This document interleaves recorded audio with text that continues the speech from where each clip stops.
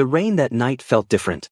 Heavy, merciless, like the sky was angry at me for no reason. I should have gone home earlier, but I'd stayed too long with friends, fooling around, laughing, drinking cheap iced tea at a street stall until the shops closed one by one. By the time I realized how late it was, I was already stranded in the wrong part of town. People always told me I was reckless. Free-spirited, untamed, that's what my friends said. Girls liked me because I was easy to talk to, because I made them laugh, because I didn't take life too seriously. But that same wildness had gotten me into plenty of trouble. Tonight was shaping up to be one of those nights. The streets here were narrow, littered with broken glass and abandoned motorcycles. The kind of place even stray dogs avoided. The storm made everything worse. The streetlights flickered like dying fireflies, and every shadow felt alive. My shoes were soaked through, my thin white shirt clinging to me like a second skin. I hugged myself against the cold. Then the worst part hit me. My scooter wouldn't start. I cursed under my breath, trying again and again, twisting the key, pumping the throttle, hoping it would catch. The engine coughed but refused to come alive. I kicked at the tire in frustration, the sound echoing in the empty alley like I was announcing my weakness to the whole world. That's when I saw him. A figure leaning against a wall across the street, half hidden under the shadow of a corrugated roof. Cigarette smoke curled around his face, glowing faintly in the storm. He wasn't some random thug, I could tell right away. His stance was too steady, too deliberate. Even from a distance, he had an aura that made my skin prickle. He stepped forward slowly, the glow of a neon sign catching his features. Tall, broad-shouldered, dark hair slicked back, rain dripping from the ends. His eyes sharp, cold, unreadable, fixed on me like he'd been watching me all along. Having trouble, kid? His voice was deep, rough, carrying over the rain as if the storm itself bent to make way for it. I froze, half ready to run. Something about him screamed danger. I'm fine, I shot back, trying to sound casual, though my hands were trembling on the handlebars. Just a little rain, that's all. He smirked, slow and mocking, like he knew I was lying. He walked closer, boots splashing through puddles. You're in the wrong neighborhood. Not safe out here at night. He stopped just a few feet away, towering over me. Up close, his presence was overwhelming. He smelled faintly of smoke, engine oil, and something darker I couldn't name. I tilted my chin up, refusing to let him see me shrink. I can handle myself. That earned me a low chuckle. His eyes glinted, sharp as knives. Bold. But stupid. I didn't know what to say. My heart was hammering too loud in my chest. He reached out suddenly, his large hand covering mine on the scooter's handle. The warmth of his palm contrasted the cold rain, and my breath caught. Battery's dead, he said matter-of-factly, his thumb brushing against my skin like he didn't even notice, or maybe he did, and he wanted me to. You're not going anywhere on this. I jerked my hand back. Then I'll walk. His gaze darkened. Through here? Alone. He leaned closer, his voice dropping lower, almost a growl. Do you want to get yourself killed? I swallowed hard. His dominance was suffocating, yet something inside me stirred a strange pull, like a moth to a flame. Why do you care? I asked, softer than I intended. For a moment, silence hung between us, filled only by the sound of the rain. Then he smiled, a dangerous, knowing smile. Because you're standing in my territory. My eyes widened. Your territory? He gestured behind him, toward a dimly lit garage at the end of the street. The big steel doors were closed, but the flickering light above bore the name, Kai Motors. That's mine, he said simply. And so is everything around here. So that was his name. Before I could reply, he grabbed my wrist not too tight, but firm enough to make me gasp. His skin was hot despite the rain. Come, he ordered. I'll take you somewhere safe. I should have refused. I should have pulled away. But something in his voice, commanding, absolute, made it impossible to argue. My feet moved on their own as he led me toward the garage, my heart racing faster than it ever had before. That night, under the storm and the neon glow, I didn't know it yet, but my life had just changed forever. His grip was steady as he pulled me along the wet pavement, his hand wrapped firmly around my wrist. I hated how easily he could make me follow, yet at the same time, I couldn't ignore the strange sense of safety. I felt like nothing could touch me while he was near. The garage loomed ahead, its steel doors groaning as Kai pushed one open. A warm light spilled out, revealing the inside, rows of motorcycles, tools hanging on the walls, the faint smell of grease and gasoline mingling with the dampness of rain. He shut the door behind us, muting the storm. The sudden silence made me hyper-aware of his presence.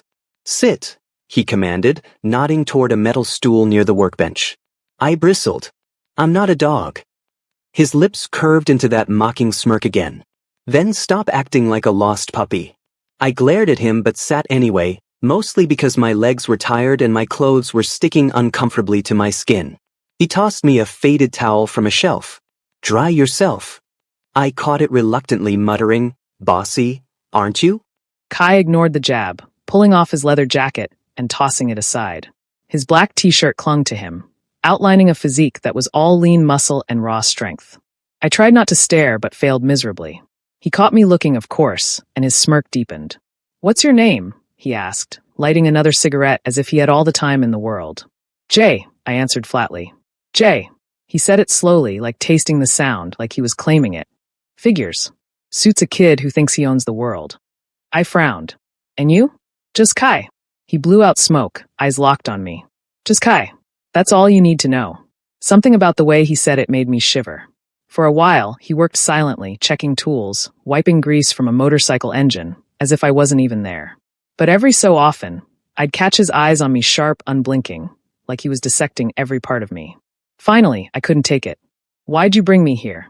He leaned against the workbench, folding his arms, the cigarette dangling between his fingers. "Because leaving you out there would have been stupid."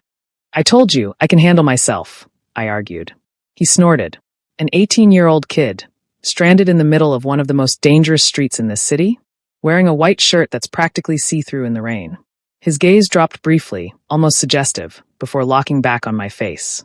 "Trust me, you wouldn't have lasted long." Heat crawled up my neck. I clenched the towel tighter. "So what? You're some kind of hero now." "Hero?" He laughed, low and humorless. "No, I don't do saving. I do owning." The way he said it calm, certain made my stomach twist. "You're insane," I muttered. "Maybe," he admitted, stepping closer until I could feel the heat radiating off him. "But I don't lie. And right now, Jay, you're sitting in my garage, dripping all over my floor, in my territory. That makes you mine." My breath caught. His eyes burned into mine, dark and unrelenting. I wanted to tell him off, to stand up and storm out, but something in his gaze pinned me down. "You don't even know me," I whispered. "Don't need to." He reached out, brushing a wet strand of hair from my forehead with a gentleness that contradicted everything about his harsh presence. "I know enough." The silence stretched between us, heavy and electric. I should have pushed his hand away, but instead I froze, every nerve in my body alive. Then, as if realizing how close he was, Kai pulled back abruptly, turning away to stub out his cigarette. "You'll stay here until the rain lets up," he said gruffly, his back to me. "Then I'll drive you home." "I don't need a babysitter."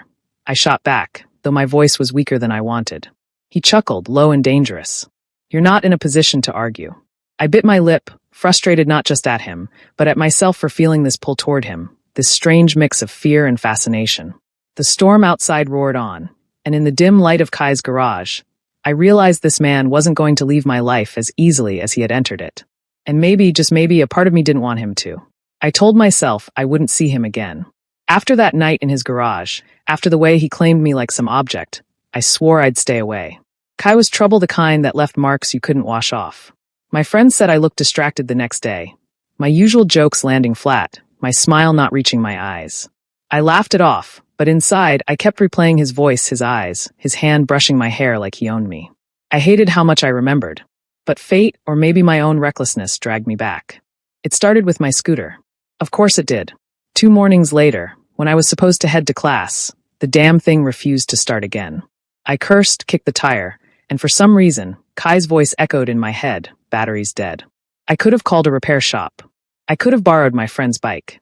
But instead, my hands moved on their own, steering me back to that street. Back to him. By the time I stood outside Kai Motors, my heart was already hammering. The steel doors were half open, the sound of clanging metal spilling out. I peeked inside, and there he was, Kai, in a black tank top this time, muscles taut as he worked on an engine, grease streaked across his forearms. He noticed me instantly. Of course he did. His gaze lifted, sharp as always, locking onto me like a predator spotting prey.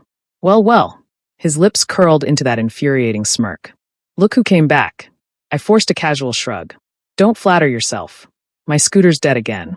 He set his wrench down slowly, wiping his hands on a rag. So you came crawling to me. I didn't crawl.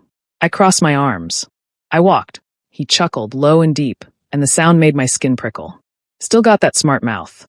Still got that bossy attitude. I shot back. Kai tossed the rag aside and stepped closer, closing the distance until I had to tilt my head to meet his eyes. He stopped just short of touching me, his presence suffocating. You could have gone anywhere, Jay, he said softly, but there was steel in his tone. Any garage. Any mechanic. But you came here. To me. I swallowed hard. You were convenient. He smirked again, but this time there was something darker in his eyes. No, you're lying.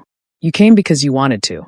I opened my mouth to deny it, but he reached out, fingers brushing against my wrist just like that first night. My breath caught. His touch was light, almost teasing, but his gaze pinned me in place. You feel it too, he murmured. I yanked my hand back, anger flaring. Don't tell me what I feel. Kai's jaw tightened, and for the first time, I saw a flash of something dangerous in his eyes. Not anger, exactly possession. He leaned closer, voice dropping to a whisper. You can fight me all you want, Jay, but it won't change the truth. And what truth is that? I snapped. That you're mine. The words hit me like a punch. My chest tightened, heat crawling up my neck. I should have laughed in his face, called him insane, stormed out of that garage. But instead, I stood frozen, my pulse racing, because part of me wanted to believe him. Kai seemed to sense it. His expression softened for just a moment, his fingers brushing my hair back again. That same gentle gesture that haunted me since the first night. You can run, he said quietly, almost tender now. But you'll always end up back here. With me. My lips parted, but no words came out. The storm outside the garage had nothing on the chaos in my chest. And that was the moment I knew I was already tangled in his chains. The rain had followed me. By the time evening fell, heavy clouds rolled back in, thunder grumbling above the city like some warning. I should have gone straight home after Kai looked at my scooter earlier that day. But no, my stubborn mouth had picked another fight with him. And somehow I was back at his garage again, standing under the edge of the roof as the downpour hammered the streets. Kai was leaning against the doorway, cigarette glowing faintly in the dark. He exhaled smoke lazily, but his eyes never left me. Watching. Always watching. Why do you keep staring at me like that? I snapped, hugging myself against the cold. He tilted his head slightly, as if amused. Because you look good when you're cornered. I felt my ears heat. You're sick. Maybe. He flicked ash to the ground, his gaze sharp. But you came here again, Jay. Don't act like you didn't want me to look. I clenched my fists. I came because you said my scooter needs fixing. That's it. Kai chuckled, low and deep, the sound almost drowned by thunder. You always say, that's it, like you're trying to convince yourself. His arrogance was unbearable. You think the whole world revolves around you, don't you? No, he said, pushing off the wall and stepping closer. His presence towered over me, blocking out the light. But your world will. I stumbled back until my shoulder hit the metal wall of the garage. My breath hitched as Kai's hand came up, pressing flat against the steel beside my head. The other brushed the damp collar of my shirt, fingers grazing my skin. Stop it, I whispered, though my voice betrayed me with a tremor. Stop what? His lips were dangerously close, his breath warm against my cheek despite the cold storm. Stop wanting you? I turned my head away, but he caught my chin firmly, forcing me to meet his gaze. His eyes were dark, burning, unrelenting. You drive me insane, he said low and rough. The way you look at me like you hate me, but you don't walk away. Because you won't let me. I shot back, anger sparking. Because you don't want to leave. The words hung between us, sharper than any blade. My chest heaved, every nerve on fire. I wanted to curse him, deny him, push him off, anything. Instead, the storm cracked open above us, lightning flashing, thunder roaring, and before I realized it, his lips crashed against mine. It wasn't gentle. It wasn't sweet. It was desperate, consuming, like he was claiming everything he said belonged to him. His hand slid to the back of my neck, holding me in place as the kiss deepened, rain spilling over us in cold sheets. I gasped against his mouth, and he took advantage, his tongue brushing mine, igniting sparks that shot straight through me. My hands braced against his chest to push him away, but instead they curled into his shirt, pulling him closer. When he finally pulled back, we were both breathless. My lips tingled, swollen, my heart pounding so hard I thought it might break free. Kai smirked, rain dripping from his hair, his thumb brushing across my wet bottom lip. You can pretend all you want, Jay, but your body doesn't lie. I shoved him back then, chest heaving. You're insane. Maybe, he said again, calm as ever. But you're mine now. No storm, no fight, no denial is going to change that. I wanted to scream at him, to deny it, to run. But instead, I stood frozen in the storm, lips burning, knowing deep down he was right. I couldn't stop thinking about that kiss. No matter how many times I told myself it meant nothing, that Kai forced me, that it was just a storm-fueled mistake, my lips still burned with the memory of him. His heat, his certainty, the way I'd clung to him instead of pushing him away. I hated it. I hated him. Or at least, that's what I kept repeating in my head. So I did what I thought would fix me. I asked a girl out. Her name was May. Sweet, pretty, always giggling around me at school.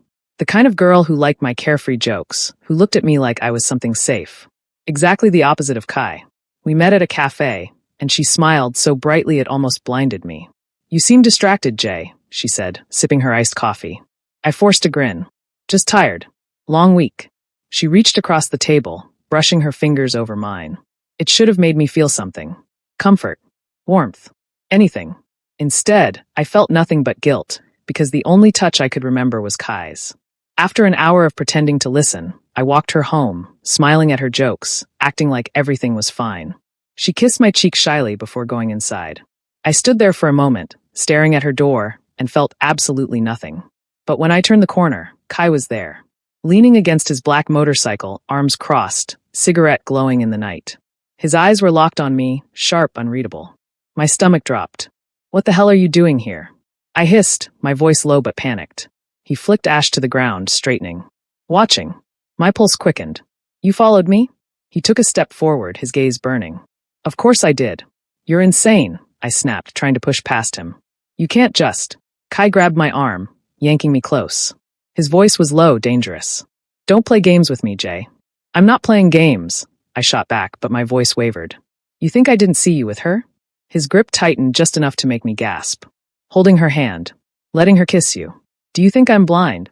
I tried to pull free, but he dragged me closer, our faces inches apart. His eyes were blazing, his jaw clenched. She's just a friend. I lied, my heart pounding. His smirk was humorless. Don't lie to me. Something inside me snapped. Why do you care, Kai? I shouted. You don't own me. Silence fell, thick and heavy. Then he leaned in, his lips brushing dangerously close to my ear. But I do, he whispered, and my whole body shivered. Every time you think about me. Every time you remember that kiss. Every time you try to replace me and fail. I swallowed hard, trembling, hating how right he sounded. He pulled back just enough to meet my eyes, his hand sliding up to cradle my jaw. You can try to run to every girl in this city, Jay. But they'll never touch you the way I do. They'll never burn in your veins the way I do. Shut up, I whispered, but my voice cracked. Kai's thumb brushed my cheek, gentle despite the fury in his eyes. I don't share. Remember that. Then he let go suddenly, turning back to his bike. The roar of the engine filled the night, drowning out my racing heartbeat. In seconds, he was gone, leaving me standing there, soaked in confusion, guilt, and a desire I couldn't kill no matter how hard I tried. And for the first time, I realized I wasn't pulling away from him at all. I was only falling deeper. I avoided him for days. Or at least I tried to. I went to class, hung out with friends, smiled and laughed like everything was normal. But every corner I turned, every dark street, every hum of a motorcycle engine expected to see him there. Watching. Waiting. And sometimes he was. A glimpse of him leaning against a lamppost when I walked home. His black bike parked down the street from my school. His eyes catching mine across a crowd before vanishing. It drove me insane. He wasn't chasing me, not openly. He was haunting me. One night, after another useless attempt to convince myself I didn't care, I found myself back at his garage. The rain had stopped, but the air was thick with storm residue. The big steel doors were open, dim yellow light spilling out. Kai was there, of course. Sitting on a stool, wiping his hands with a rag, like he'd been expecting me. Took you long enough, he said casually. I froze in the doorway. I didn't come for you. Liar, he said simply, tossing the rag aside. You always come for me. His certainty made my blood boil. Why do you do this? Why do you act like I belong to you? Kai stood tall and commanding, his shadow stretching toward me. Because you do. No, I snapped, stepping back, my chest heaving. You don't own me. You don't get to decide who I am, who I kiss, who I... Before I could finish, he moved. Fast. In 2 strides, he was in front of me, his hand slamming against the wall beside my head. My breath caught as he caged me in, his face inches from mine. "Say it again," he growled. "Look me in the eye and tell me you don't feel it. Tell me you don't remember the way you melted against me in the rain." My lips parted, but no words came out. My heart betrayed me, pounding so loud I was sure he could hear it. Kai's hand slid from the wall to my chin, forcing me to meet his gaze. His eyes burned obsessive, desperate, almost feral. "You're mine, Jay," he said, his voice low, raw, trembling with intensity. "From the moment I saw you, soaked and reckless in my street, I knew. I don't care how many girls you kiss, how much you run. You'll always come back to me. Because I'm the only one who sees you. The real you." I wanted to fight him, to push him away, scream in his face, call him insane. But his words dug under my skin, carving out something I didn't want to admit. "Why me?" I whispered, hating how weak my voice sounded. For a moment, his expression softened. His thumb brushed along my jaw, almost tender. "Because you're fire. Wild. Untamed. And I'm the only one strong enough to hold you without getting burned." My chest tightened painfully. His breath was warm against my lips, close, too close. "You're wrong," I said, though even I didn't believe it. Kai smirked faintly, leaning closer until our noses brushed. "Then prove it. Walk away right now." I froze, my back against the wall, his heat pressing in on me. Every part of me screamed to move, but my legs wouldn't listen. His smile deepened, dark and triumphant. "That's what I thought." And then he kissed me. This time it wasn't violent like the storm. It was slow, deliberate, a claim rather than a conquest. His lips moved against mine with terrifying certainty, and before I realized it, I was kissing him back. My hands fisted in his shirt, pulling him closer, because I couldn't breathe without him anymore. When he finally pulled back, both of us breathless, he pressed his forehead to mine. "You're mine," he repeated, softer now, almost a vow. And the worst part was I didn't deny it. The days after Kai claimed me were different. I tried to act like nothing had changed, joking with my friends, flirting with girls who giggled at my easy words, but inside, I was restless. Every time I laughed, I felt his eyes on me, even when he wasn't there. Every time I touched someone else's hand, I remembered the way his grip had burned against my skin. It was like Kai had branded me. That night, when I showed up at his garage again, I told myself it was only to pick up my scooter. But deep down, I knew I was lying to myself. Kai was alone, the doors half open, the warm light inside spilling across the pavement. He was bent over an engine, grease on his hands, hair falling over his forehead. He didn't look up when I stepped inside. "You're late," he said simply. I frowned. I didn't know I had an appointment. His lips twitched like he almost smiled. "With me, you always do." I rolled my eyes, but my chest tightened anyway. I hated how his voice could do that to me. I leaned against the wall, watching him work. For once, he didn't look like the tyrant who claimed me in the rain. He looked human. Tired. A little lonely. "Do you ever sleep?" I asked quietly. "Sometimes," he replied, tightening a bolt with steady hands. "Work keeps me awake. Keeps my head quiet." I tilted my head. "What's in your head that you need to quiet?" For a moment, silence filled the garage except for the sound of metal against metal. Then Kai straightened, wiping his hands on a rag. His eyes met mine, and I was struck by how different they looked, less sharp, more distant. "Things you wouldn't understand," he said finally. "Try me." He chuckled softly, shaking his head. "Stubborn kid." I should have been angry at that, but instead I stepped closer. "You always act like you know everything about me. Maybe I want to know something about you for once." Kai's expression shifted, guarded, but not cold. His gaze searched mine for a long moment before he set the rag aside and leaned back against the workbench. "My father built this garage," he said, voice low. "Worked himself to the bone for it. When he died, I took over. Family business, family name. Everyone looks at me and sees him. But they don't see me." My chest ached unexpectedly. "And who are you?" He looked at me with something raw in his eyes. "A man who takes what he wants, because if I don't, it'll be taken from me first." I swallowed hard. For the first time, I saw the cracks in his armor, the reason behind the tyranny, the obsession. Not just power, but fear. "Is that why you with me?" I trailed off, unsure how to ask. His eyes darkened, but his voice softened. "I don't want to lose you before I've even had you." My breath caught. He stepped closer, slowly this time, giving me space to run. But I didn't. His hand reached for mine, warm, rough, steady. Not grabbing, not forcing, just holding. It felt almost foreign coming from him. "Jay," he murmured, my name like a confession. "You make me crazy. I can't stop thinking about you. But I don't just want to own you. I want you to see me. All of me." My heart pounded. I should have pulled my hand away, told him he was still insane, still dangerous. But instead, I tightened my grip, surprising even myself. "You're impossible," I whispered, but my voice trembled. Kai leaned in, pressing his lips to mine. This time slow, tender, nothing like the storm. His kiss was careful, almost reverent, as if afraid I'd shatter if he pressed too hard. I melted into it, my hands clutching at his shirt, my chest aching with something I didn't want to name.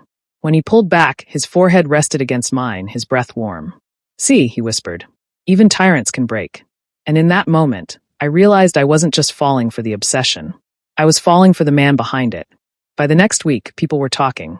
It started with whispers, my friends nudging me when I got distracted in class, teasing me about being different. I laughed it off, said I was just tired, but it only made them press harder. "You've been vanishing at night, Jay," one of them said, smirking. "Got a secret girlfriend or something?" I grinned, played it cool. "Wouldn't you like to know?" But my chest was tight, because I did have a secret. One I couldn't tell them. One that would shatter everything they thought they knew about me. The truth was, every night I ended up at Kai's garage. Sometimes we didn't even talk much. He'd work on a bike while I sat nearby, pretending to scroll on my phone but sneaking glances at him. Sometimes he'd pull me close without a word, just resting a hand on the back of my neck, grounding me. And sometimes we kissed, soft and unhurried, like we had all the time in the world. But secrets have a way of crawling into the open. It happened on a Friday night. I was leaving Kai's garage, the sky heavy with clouds again. I'd barely stepped onto the street when I heard a voice call my name. "Jay." I froze. It was Nok, a girl I'd fooled around with before. She stood a few feet away, eyes wide, mouth slightly open as she took in the scene. Me stepping out of Kai's place, Kai himself leaning against the doorway behind me, cigarette glowing in the dark. Her gaze darted between us, and realization hit her face like lightning. "No way." "Nok, wait," I started, panic rising. But she was already backing away, her face twisting. "You? With him?" "Jay, what the hell?" Before I could follow her, Kai's hand shot out, gripping my arm. His voice was low, dangerous. "Let her run. She's going to tell everyone." I hissed, trying to shake him off. "Let her," he repeated, eyes sharp. "You're mine. I don't care who knows." My chest tightened with panic. "Easy for you to say. You don't have to face my friends, my family." "Then don't." His grip tightened. "You only have to face me." Before I could respond, another voice cut through the night. "Jay." I turned and my stomach dropped. It was Precha, one of my closest friends. And he looked furious. "I heard what Knox said," he spat, storming toward us. His eyes locked on Kai, full of disgust. "Stay the hell away from him." Kai's jaw clenched, his posture shifting instantly into something lethal. He stepped forward, placing himself between me and Precha like a wall. "You think you can tell me what to do?" Kai's voice was ice. "I know what guys like you are," Precha shot back. "You're sick. Taking advantage of him." "Stop it," I shouted, shoving myself between them, my chest heaving. "Both of you, just stop." But it was too late. Precha shoved at Kai's chest, and in a flash, Kai grabbed him by the collar, slamming him against the wall with terrifying force. My heart dropped. "Kai!"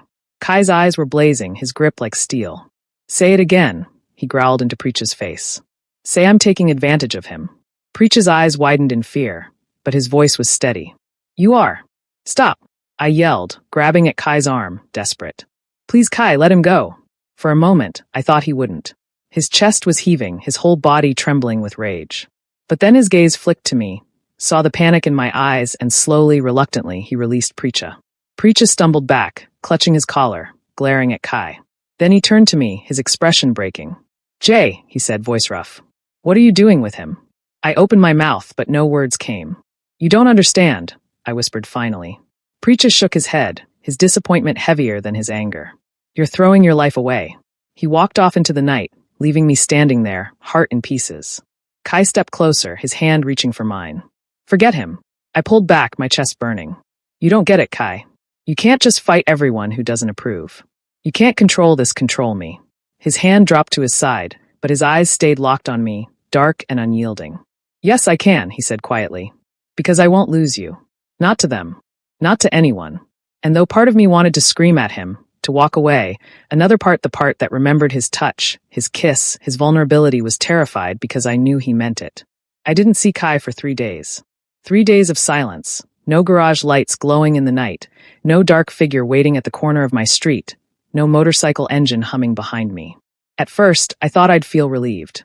I thought space would clear my head. But instead, the emptiness clawed at me. Everywhere I went, I heard the whispers. Knock had talked. Preacher wasn't speaking to me. The girls who once laughed at my jokes now looked at me with pity or disgust. My friends avoided my eyes, and when they did meet them, it was with questions I couldn't answer. For the first time in my life, I wasn't Jay the free spirit, the heartbreaker, the untouchable. I was Jay, the boy tangled with the obsessive tyrant. And I missed him. God, I hated myself for it, but I missed him. On the fourth night, I couldn't take it anymore. I went to the garage. The big steel doors were shut, no light spilling out, no sound inside. But I knew he was there. I banged on the door. Kai, open up. Nothing. I tried again, louder this time. Kai, stop hiding from me. Finally, the door creaked open. He stood there in the shadows, shirtless, sweat glistening on his skin from working alone in the heat. His eyes looked darker than ever, ringed with exhaustion. What do you want, Jay? His voice was flat, but it carried something raw beneath it. I pushed past him into the garage. Why are you avoiding me? Because I almost killed your friend, he said bluntly. Because I can't control myself around you. Because every second I'm near you, I want to claim you so badly it scares me. My breath caught.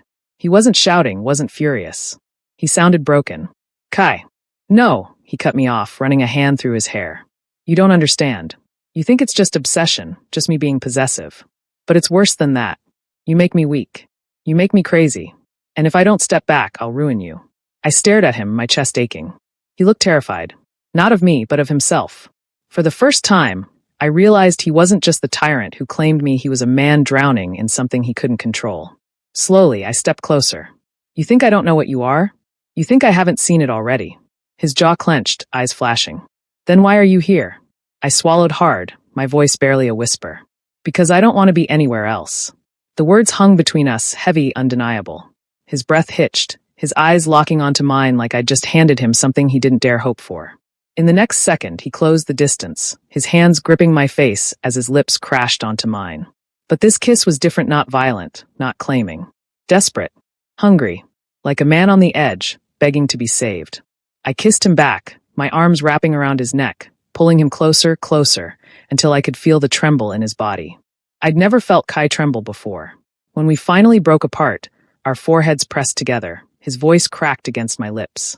Jay, I don't know how to love without destroying. I cupped his face, forcing him to look at me. Then let me be the one you don't destroy. For a moment, the tyrant was gone. All I saw was a man, terrified of losing the only thing he'd ever wanted. And for the first time, I wasn't afraid. Because somewhere between the rain, the fights, the obsession, and the chaos, I'd fallen for him. And there was no turning back. The storm didn't come with rain this time. It came with people. By Monday, the whispers had turned into shouts. At school, Knock made sure everyone knew. At the cafe, strangers stared. Even my own family cornered me at dinner, their voices sharp, disappointed. What are you doing with him, Jay? My brother asked, anger boiling under his words. Do you have any idea what people are saying? About him? About you. I swallowed hard, gripping my fork until my knuckles turned white. They don't know him. They know enough, my mother said quietly, not meeting my eyes. I left before they could say more. By the time I reached the garage, my chest felt like it was caving in. Kai was there, leaning against the doorframe, cigarette dangling from his lips, as if he'd been waiting for me. Rough night, he asked, his tone casual, but his eyes sharp. I almost laughed. They all hate me. They hate me, he corrected, dropping the cigarette and crushing it beneath his boot. You're just guilty by association. Doesn't that bother you? I demanded. Don't you care what people think of us? No, he said simply, stepping closer. I only care that you're here. Something in me snapped. You can't keep saying that, Kai. You can't just lock yourself in this world where it's only us. There's more than just you and me. We live in the real world. And out there, they'll never accept this. His hands shot out, gripping my shoulders, his eyes blazing with that dangerous fire. Then screw the world. Let it burn. As long as I have you. You don't have me. I shouted, shoving against his chest. Not unless I choose it. The words silenced him. For the first time, he looked shaken. His grip loosened. His chest rose and fell, ragged.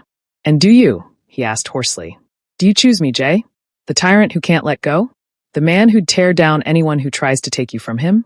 Do you want that? Do you want me? My heart pounded. This was it. The edge we'd been walking on since the night we met in the rain. Slowly, I reached for his hand, threading my fingers through his. His skin was rough, scarred, trembling slightly. I don't want a perfect love, I whispered. I don't want someone safe, someone easy. I want you. The man who scares me. The man who sees me. The man who'd fight the world for me. If that makes me crazy, then so be it. His breath caught. His other hand cupped my face, his thumb brushing against my cheek, as if to make sure I was real. Jay. I leaned in, pressing my forehead against his. Yes, Kai. I choose you. The air cracked between us. He kissed me then, not desperate, not violent, but fierce, a promise carved into my lips. I kissed him back with everything I had, all the fear, the anger, the love I'd tried to bury. When we broke apart, breathless, his eyes glistened. I'll never let you go. I know, I said softly. And that's why I'm staying. Outside, the world might have been ready to tear us apart. But in that moment, in his arms, I didn't care. For better or worse, I was his. And he was mine. The tyrant's love.